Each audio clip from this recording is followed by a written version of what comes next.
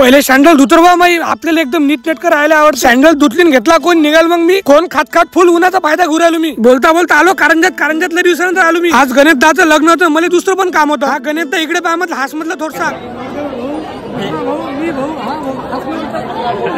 इथं लग्नात आपले फॉलोअर भेटले इकडे पहा म्हटलं सगळेजण काय म्हटलं बाई आहे ना पोट्टे मला नदीत घेऊन आले एखादा मारते म्हटलं मला आता